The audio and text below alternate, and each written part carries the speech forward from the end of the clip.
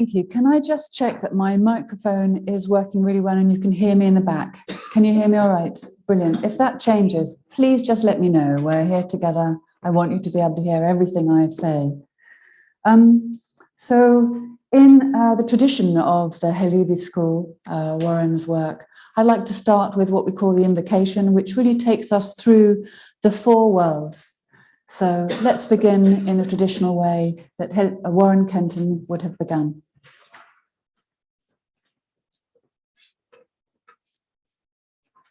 Let us gather together, draw together, form a vessel to catch the dew of heaven. Rise up and go to that holy place of meeting and gather there with the companions of the light. Let the veil of heaven be drawn back. Hear this. Malkut Yesod, Hod Netzach Tiferet, Gevura Chesed Dat, Bina Chochma Keta. Lord, Lady, thou art the living Almighty. Thou art Yahweh Elohim, the Holy One. Thou art I am that I am. If it be thy will, that thy Holy Spirit descend upon us this night, that we may know thy presence. From thee comes all grace.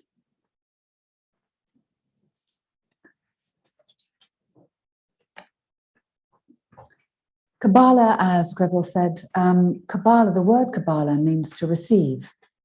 And one of the things that the word receive means in the Hebrew is to receive a tradition. And often people talk about Kabbalah beginning in Provence, in the medieval times, but actually this tradition is ancient. In Kabbalistic folklore, Kabbalah begins with Adam and Eve. They're in paradise, and the one tree that they're not allowed to eat from is the tree of knowledge of good and evil, a holy setup in this tradition. They have naive souls, and because God would like to behold God, Adam and Eve are given pointer to the tree of good and evil. And there they eat and they have what's called a fall, but it's actually more interesting than just a fall.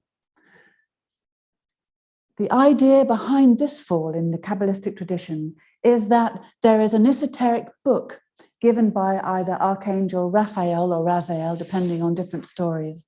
And this esoteric book is the teaching, the Kabbalistic teaching that will help them not only return to paradise, but return to their fullness, which is even beyond paradise, because Adam and Eve, or humanity, is made in the image of God.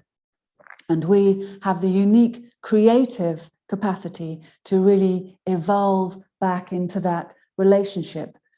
Now we see through a glass dimly, but then at some point become face to face. As the folklore continues, this is very brief, Enoch is the first person who really reaches all four levels, who reaches not only returns to paradise, but returns to that sense of being really part of the divine, a fully awake person. And he holds a very important place in the ladder because he provides the path that we all follow, but he also oversees all of the esoteric journeys that we would find in the book. He appears, often people say, to Abraham as Melchizedek, when Abraham has an intuitive idea of wanting to find God, but doesn't really have the full knowledge of what God is, who God is, or how to interact really with God. He goes into the desert, and there he meets Melchizedek, who gives him bread and wine and teaches him how to build a temple. We have it often in teachings, lots of literature talk about it being the second tablet, the hidden tablet of Moses. the tablet that is passed through very carefully to people who really are seekers, not people who would be living a life where they would be tempted into glory or riches, but people who are carefully already on the path. Because esoteric knowledge involves inner development, and inner development requires a strong sense of self, a strong sense of ego, and a strong place, where it be internal, some kind of teaching that really holds you along the path. Of course, we have Isaiah seeing the vision of God with the angels all calling, holy, holy, holy. And there we have a long tradition of people being allowed to see God. It's not such an unusual thing. The first temple here, really good example of the four worlds, which I'll talk about in a moment. Here we have the outer court, physical world, the court with the altar, the psychological world, the holy place where the menorahs are kept, 3 on each side, and then the Holy of Holies, the fourth world, the world of the divine.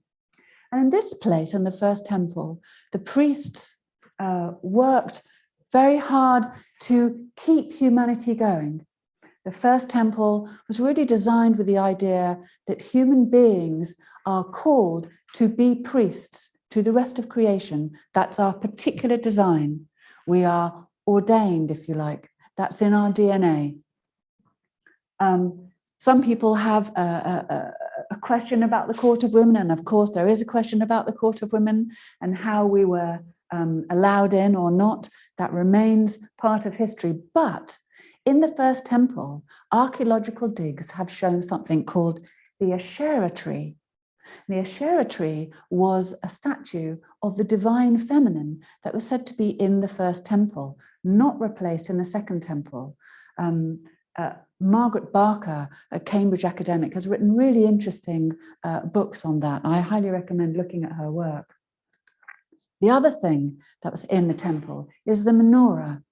The menorah has really Jacob's ladder. We have the Sephirot going all the way up. We have the branches, physical world, psychological world, spiritual world, and the world of the divine.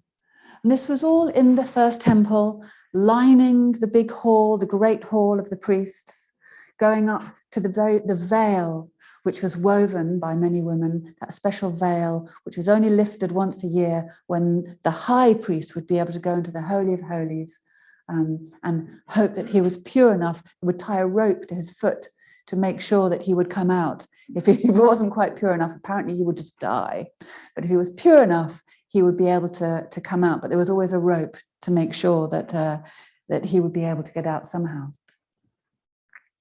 Of course, after the destruction of the first temple, this tradition comes very clearly in people like Ezekiel, who see the vision. There he is. Imagine him in Babylon. There he is in exile at the River Chebar, and he's desperate because the temple's been destroyed and all of his people have been taken in exile, and the priests have been scattered all over the world. And there he is in desperation, and he suddenly sees a vision of God.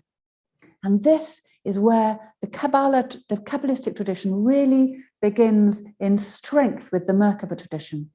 Here we've got Ezekiel here at the river, the physical world, psychological world with the angels moving in all directions, wheels within wheels, a sense of psychological time.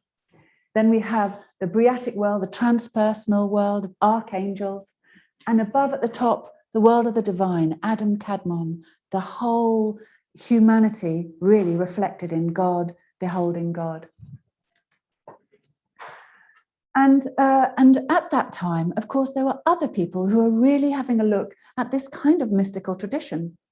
In Plato's Phaedrus, we have the chariot as well, the chariot riders. The chariot is the soul, and there is a horse that will take you up and a horse that will take you down, and you have to manage the reins and hold on to both to be able to find your sense through the soul to God. And in the second temple, you still have the four worlds. There's the court, the physical world, psychological world, through there into the great hall where there is no longer an Asherah tree, the spiritual world of Bria, and then at the back, the Holy of Holies. But of course, the menorah was taken out of the temple, and when it was looted, this is a kind of sculpture of the lootings being taken out. And actually, the menorah from the temple has never been found again. Nobody knows where it is. So a bit like the Asherah tree, the menorah of the temple, which is the esoteric teaching, is missing. But the Merkaba mystics carried this tradition on very strongly. And we have a tradition there where they talk about going down, going inwards. They have extraordinary exercises to evoke the chariot within themselves, the four worlds, meditation techniques, and then they will go inwards and go down and explore how the world is created. And they find palaces, a bit like Teresa of Avila, palaces, rooms within rooms. And they find also, when they get to Adam Kadmon, they describe the body of the divine, the eye, the ear, the hand, the cheek. And a lot of that literature is surrounded by the Song of Songs, the Song of Solomon's, the beloved. They put themselves in the chariot, go inwards, and with the Song of Songs being the beloved, they reach the palaces of the divine, and they manage to see this extraordinary face of God. Rabbi Akiva is a very famous philosopher who saw these palaces, and this is some of his text. And they would write it down, but the text would be there as part of an oral tradition. It would be read, it would be studied. Text had a sense of a presence to it in those days. And that tradition really is carried on in the diagram of the geometrical diagram of Kabbalah. It is a text. There's so many things that can be written on it, but it has a presence to it. It's something to be encountered. This is a beautiful text of God's body. There's a lovely passage in here where they describe the sense of active imagination. And you can actually almost see that Carl Jung has the same kind of idea of active imagination. The going into the world of imagination and then waiting for the encounter of something other. That line, Carl Jung would talk about active imagination as being something that you find deep in your unconscious, but then you also encounter beings that are in the collective unconscious, or perhaps even grace. And this is another text showing about the meeting of the lover as the lover of the Song of Songs. Let him lead me to the banquet hall, and let his banner over me be love. And this is a beautiful bit of text I wanted to just include because it's a prayer for peace that's written by somebody coming back from one of the temples. And it just shows how text is used to evoke place as well as to giving you information about where he's been. The geometry of the tree, Jacob's ladder, is text that evokes the sense of place that you travel through. Sefer Yetzirah is also around about that time, and we don't really know when that was written, but it's an amalgamation of many texts talking about journeying. And you see that one of the pictures in the Sefer Yetzirah is a chariot rider again, that theme coming up, and the different levels, water, air, and fire, looking at the different levels of inner being, but trying to also find that in nature, in creation. And the Dead Sea Scrolls, of course, bringing in so many texts, keeping lots of the Book of Enoch and Jubilees, keeping all of this tradition alive, a strong, the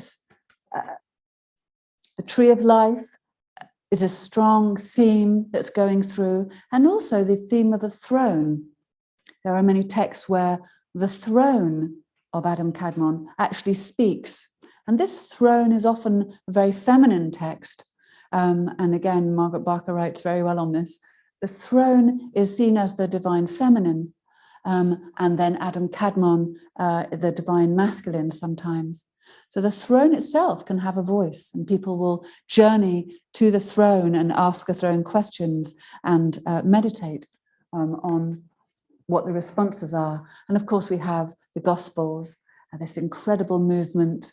Some people say that this movement is actually really trying to reclaim the first temple, because the second temple didn't keep the strong sense of priesthood or the strong sense of esoteric movement when the second temple was built. Irenaeus of Lyon's early theologians.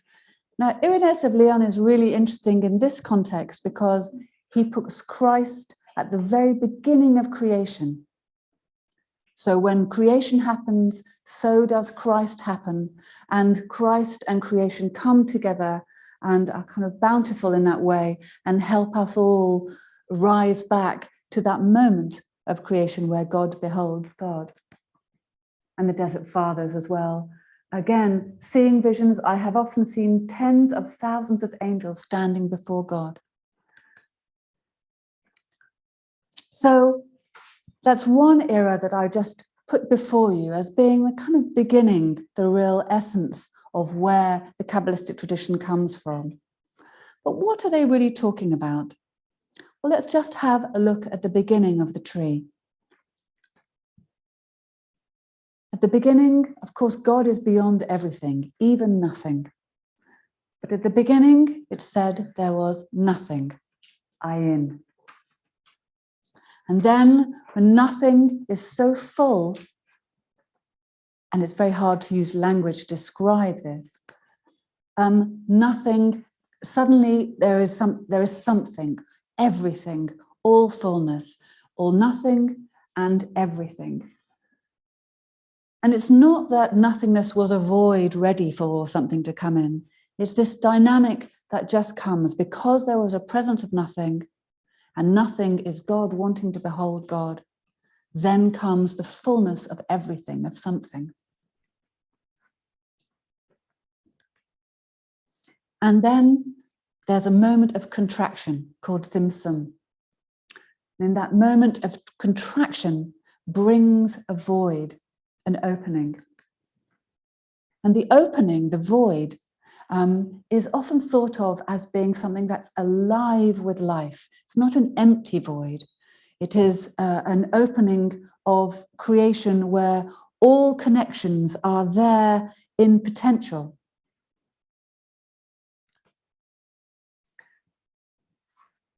So we've had, and this is, N is often written A-Y-I-N or E-N, just different translations. We have nothing, then something, and then the void. And into the void comes a light. It's just described as a divine fire that outpours of itself. It is often also described in a Trinitarian way. I'll put a slide for that, called the Zazot. So as soon as the light pours into the void, suddenly there's a sense of the Trinity coming through. And the three Zazot pour out, and they will eventually form the right pillar, the left pillar, and the central column. And it forms through creating the Sephirot, beginning to create a structure. And all of the structure is interconnected. It is all in unity. So this level, which is the divine level of the tree, we have nothing, we have something, we have a contraction, we have the divine fire pouring out, becoming a trinity in its outpour. And then we have a structure forming, which is completely interconnected in its formation. And here we have the upper world here, the world of the divine that has outpoured. And this is the way this tradition will describe it. At the top, we have the name of God, I am that I am. This is the sovereignty of divinity. This is the face-to-face, which oversees everything that really happens from then on. And then we have Yahweh and Elohim coming down into the Holy One, moving through this moment. So the first triad is almost complete in a triad. But then it opens up to an in-breath, and this is called a non-sephirot, it's called dart. And in this in-breath, suddenly the rest is created. The Holy One, the Living Almighty, the Lord, the Lady. The crown, the origin, the sovereign. Hokmah, wisdom, inspiration, that divine flash. Binah, understanding, holding. The crown, Hokmah, and Binah working together. Dart. Dart has a resonance with the nothing, with the ayin and the Ein Sof and the or. Dart is the non-sephirot where experiences come through. And suddenly hesed, mercy, compassion. And this side, expansion, opening. You have Hokmah, opening. Hesed, generosity. On this side, Binah, holding. Judgment, really watching, really being very clear and serious about every detail that's really seen. Going through there, Tiferet, the self, the center, beauty, essence, holding all of these things together. Netzach, the great cycles, repeating, opening, the great cycles. Hod, vibrating, the resonance, keeping all the great cycles in check, and another, and another, and another. This is opening, ever opening. This is ever holding. Yesod, foundation. Resonance with this non-sephirot, a foundation that will help you look up and look down. Malkut, the kingdom, the manifestation, the holding, a beautiful companion to Keter, sovereign, holding it all, Malkut, having everything be held. And there they are, the first tree, the first emanation, the emanation of the divine. This is before creation. This is emanation in complete unity. Because God wanted to behold God. I'm using a bit of Blake here because I know that Greville is a Blake scholar, so I'm hoping that it will bring some conversation for that. And here we have a beautiful painting that Warren did of Adam Kadmon, using the name of God, Yahweh, a sense of a fiery image that of Adam Kadmon at the top, if you remember, at the top of that chariot. And this is how we are all made.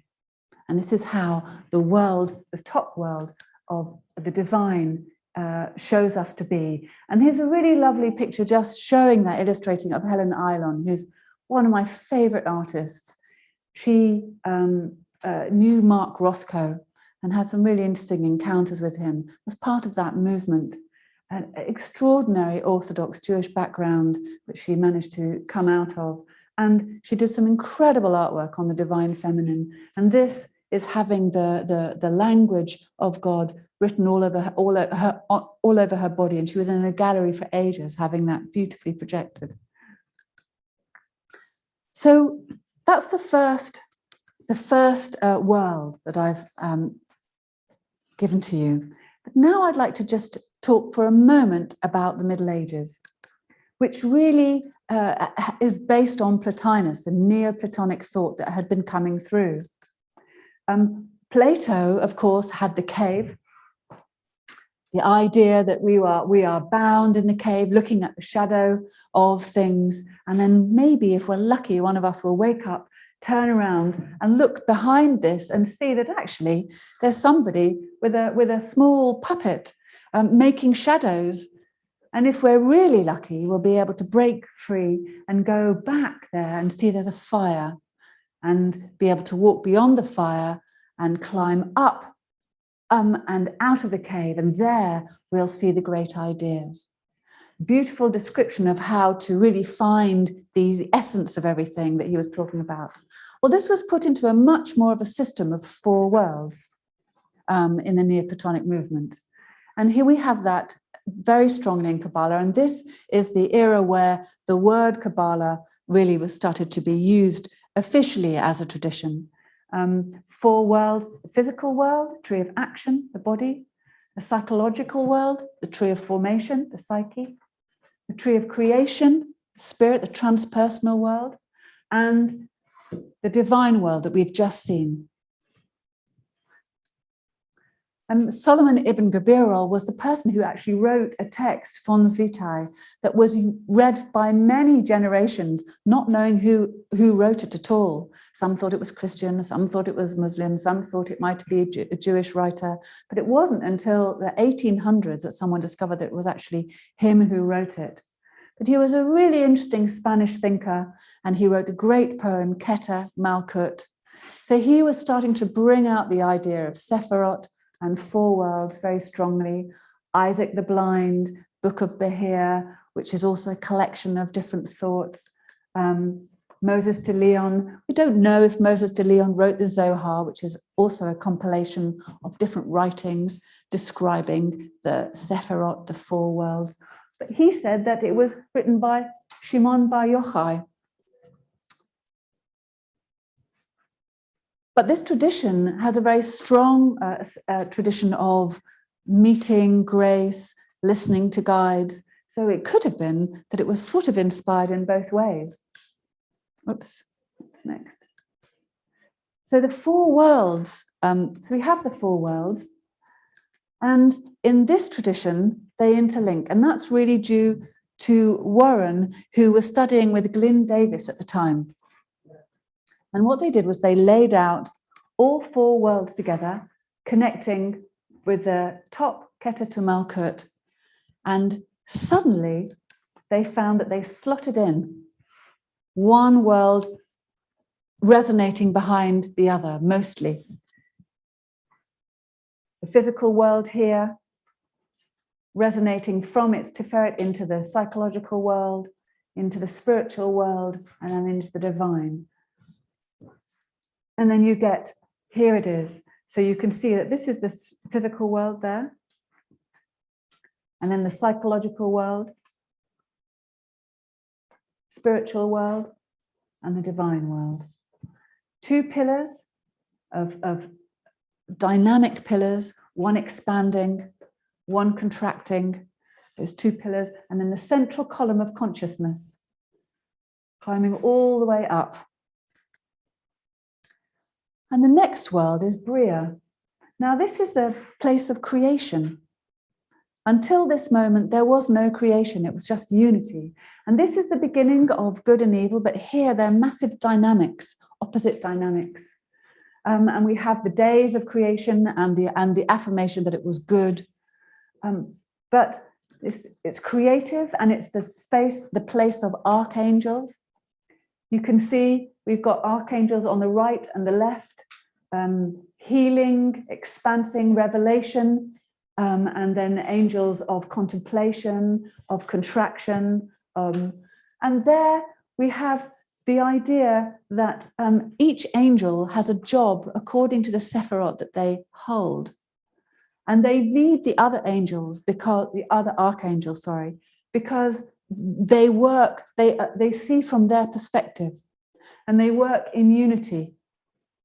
And in the central column, you have archangels, but you actually also have the people, the beings that have really become evolved. So at the top, you have Metatron, Enoch. And at the bottom, you have Sandalphon, Elijah. So this is the place of evolution, the place of awakening.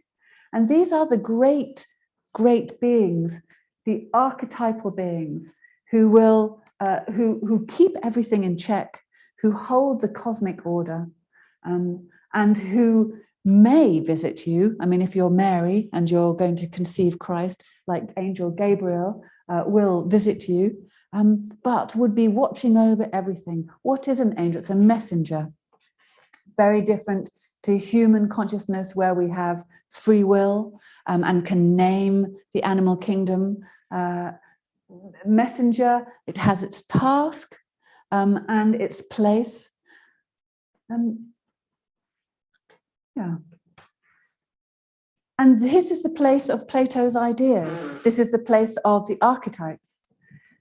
The archetype of the king or queen, the archetype of mother and father, perhaps, the archetype of the self, the archetype of judgment and mercy.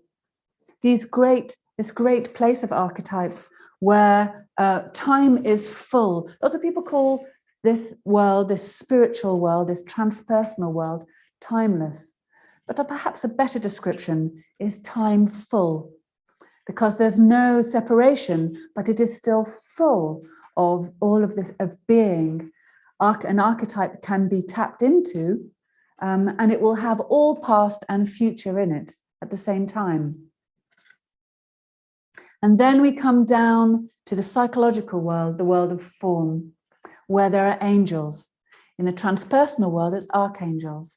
In the world of form, the psychological world, there are angels. And these angels perform different functions, and all are underneath the guidance of the archangels. And this is the place of the psyche. Now, if we were going to look at it for as an inner development, the journey of the psyche, we would begin with knowing that our psyche would be very well connected to our body. Then we would develop a very good ego, so that we would be able to work and relate to the outside world, but also be reporting back to ourselves. And this is the path of awakening. This is a threshold of awakening. And here you have, it's also called the path of honor. Always mapping your development to yourself, really asking the question, is that really my truth? Is that really true? Or am I being influenced by what's around me? Or am I trying to be too big for my boots? Or being swayed to use the ego of somebody else? Am I being susceptible to an enormous amount of marketing? So that's a very good question for today, isn't it? So this is and here you have the development of your thinking, your rational thinking, your HOD, which is all the facts that you need to retain. And here you have all the creativity. Without an ego, you can't drive a car. An inflated ego, you can't drive a car peacefully and sensibly. So we have the development of the self, and as we go into the development of the self, we get in contact with our emotional complexes and the deeper part of ourselves. And as we do awaken, because we become more connected to this line of consciousness, these complexes do get light shed on them. It is the normal thing. Lots of people say, if you're on a really, really truthful spiritual path, it's not that life becomes wonderful. It's that life has a map. But it can also make it more difficult, because you're really seeing the truth and you're seeing yourself. So the light is shed on those, and we develop them. And then there's the space of the soul. Now, Jung's idea of self includes the soul and the self in one. But here they're described in different ways, the self and then the soul. And that's a big question that you would perhaps look at if you were studying it in a school. You would say, what is the different? What feels different between myself and my soul? Often here, the description of the soul is People who believe we have many lifetimes will say that you have the mark of many lifetimes and the experiences that have really, really touched you. Good and bad, difficult and really useful. They're all stored here. And as you grow in this lifetime to get more of a sense of yourself here, who you are here in this life, you get more in connection to your soul and the collective. Now, the collective unconscious, the collective here in these, it says here, active concepts and passive concepts. This is a resonance of the collective unconscious, the collective conscious. And that's really what dialogue are you going to have with the collective that you're in this lifetime? That's the question that you would ask there. And in that collective, you would say to yourself, there is a store of generations of literature, of teaching, of art. Many people who write, they will leave something, a legacy, knowing, hoping that it will be useful for generations to pick up later on. And that's all stored in the collective. And then in your soul, each one of us, we have a soul, and in there is our spiritual connection. And that is a place where we have this encounter with the non-sephirot, the Dart. And as our spirit allows us to have full connection to the sovereign in each and every one of us. Because every part of these, all those archetypes, are part of who we are. And anybody who holds that position, be it sovereign or priest or holding a position of Tiferet, they are holding a symbolic position. They have to work very hard to do that, but they're holding a symbolic position for each one of us to be able to see, ah, yes, that is how I'm made. So let's have an example. Here's an etching of a gentleman who looks pretty sad, and we all go through that kind of time. Let's see how we can put that on this world, on the tree. Perhaps he's had a very harsh moment. Perhaps something terrible has happened to him, and he has split himself off. If this is his self, perhaps he's got a really massive inner critic. He's gone way over into judging himself, and he can't find the compassion.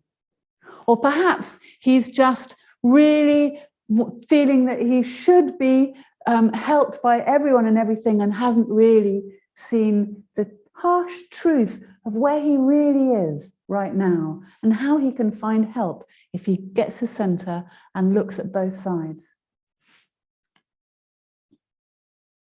So the stages of development that he will be going through will be along this line. And perhaps let's say that this gentleman is walking through this threshold, as we all do many times. It's like bricklaying. There's a saying that it's not true that what you do when nobody sees you doesn't matter. Because here, in any esoteric tradition, the path of honesty between your ego, your body, your ego, and yourself is building the path between these two so that you start to have an ego that really reflects to you, yourself, and to whatever messages you're getting from your soul and the divine. So every tiny detail that we do in every moment of every day is building that. Which I just wanted to use.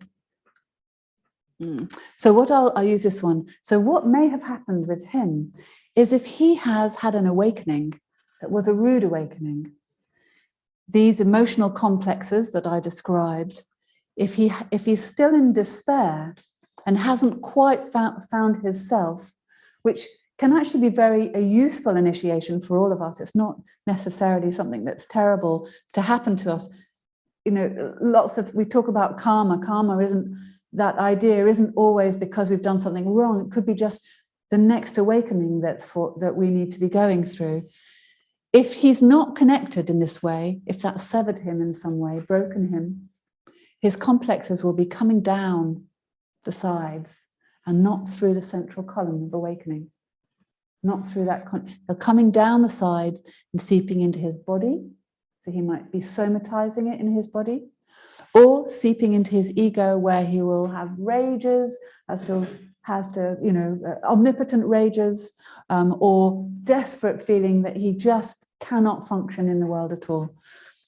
Seeping down the side. And that's why this path of consciousness is so central to all esoteric traditions. Let's have another look. The idea of someone having a spiritual experience, a revelation.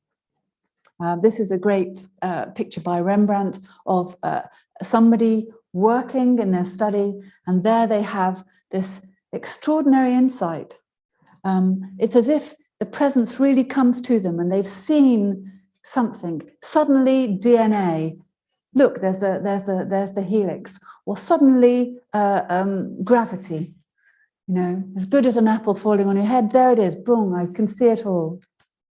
And it can be like a visitation. This is a drawing by Carl Jung. This is Philemon, his guide. It can be something that can really come into your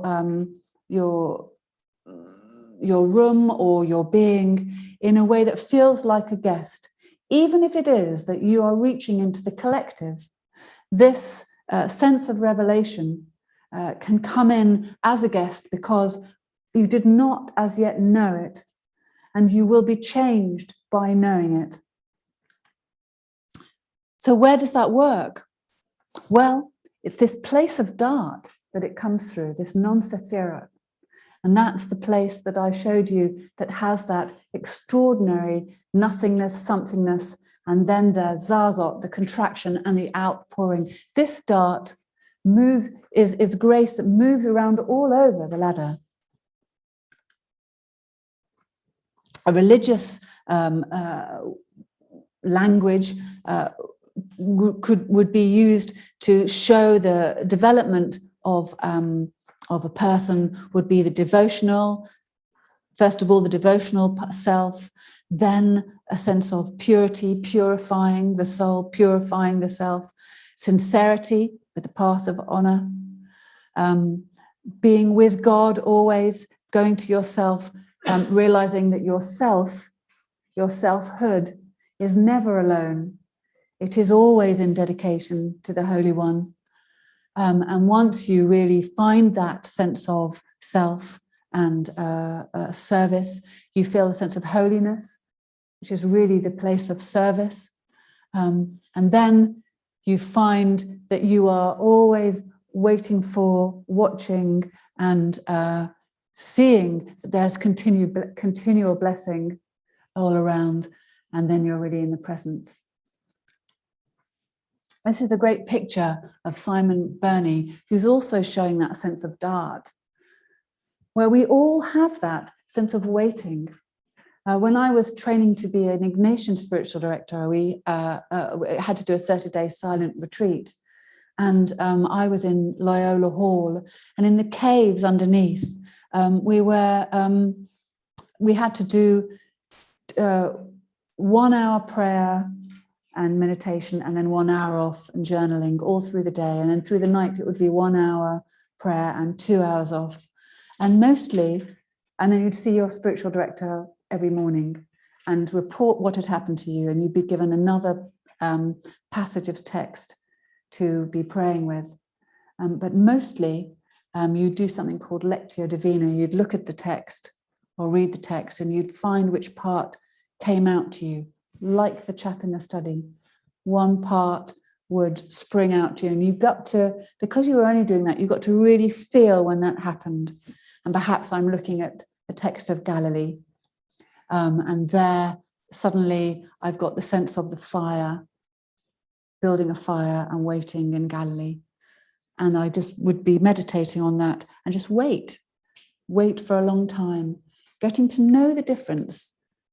This is another beautiful picture of Dart. Getting to know the difference between a psychological experience and grace. getting to feel the difference between them.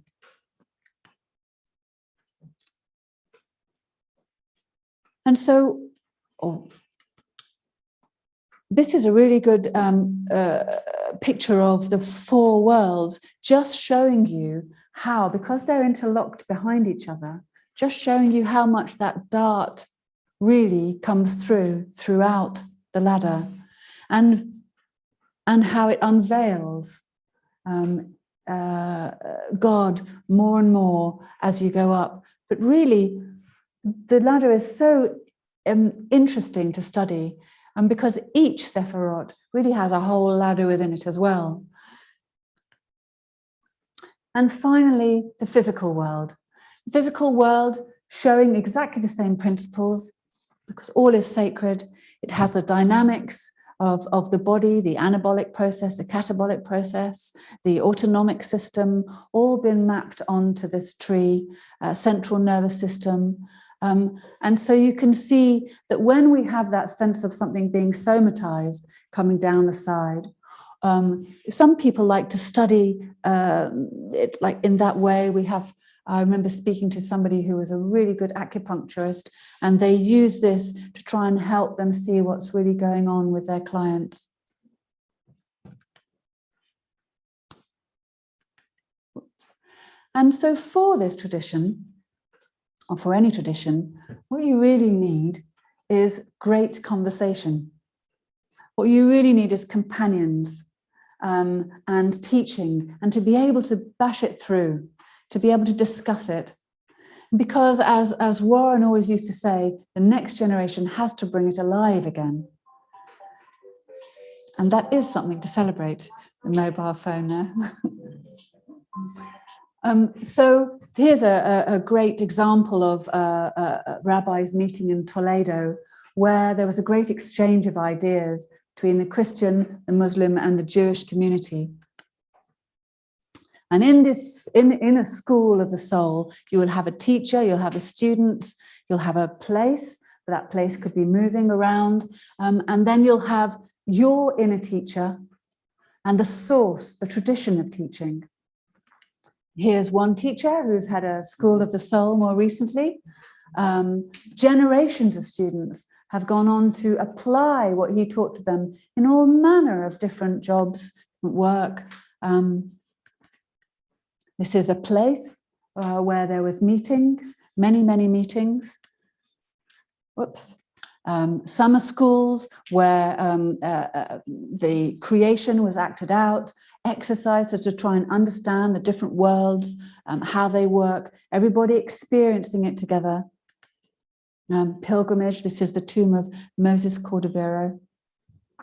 Pilgrimage in Safed. So really, as you can see, the tradition is, the ladder is for a human being, and in this context we're talking about human being, to be able to behold the whole, all four worlds, physical, psychological, spiritual, and the divine.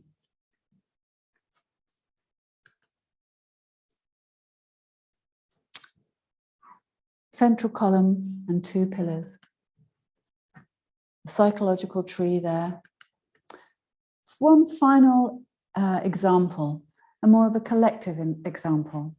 We've had a look at the personal examples, somebody having a spiritual experience and going through this area there, although of course, because dark can move anywhere, and obviously the Holy One is everywhere, that can happen to us at any level, and does happen at any level.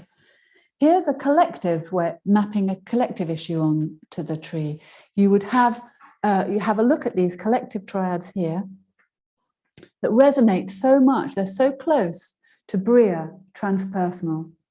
A real proper collective issue is something that will happen, will affect people in a timeless way across time. A parallel example of this is in Safed in the 1600s, just after the expulsion from Spain. A lot of rabbis were really dealing with the incredible legacy of the expulsion from Spain and all of the prejudice that they were going through. But how did they manage it? Well, this rabbi went to Safed, and what he did was he walked around the whole area of Safed, intuitively looking for tombs of great teachers. And his students would follow him. And there at the tombs, he would ask them, what is the teaching we've lost? What was in the text that we've lost? And they would write and they would study. So he was intuitively, deeply trying to link with the tradition, because he was saying that somehow in that collective, at that extraordinary collective level, something had been lost, something was broken. And so he worked really hard to bring back the teachings and bring back the texts. Isaac Luria was also one of his students, or a student alongside him. And he took the idea of the Sephirot, the tree, all those Sephirot circles, and he said, actually, look at the world. All the Sephirot, when they were created, he had a new philosophy. When they were created, they shattered. And the reason why the world is so difficult is because all of the Sephirot have shattered. And it's our job to put them back together again.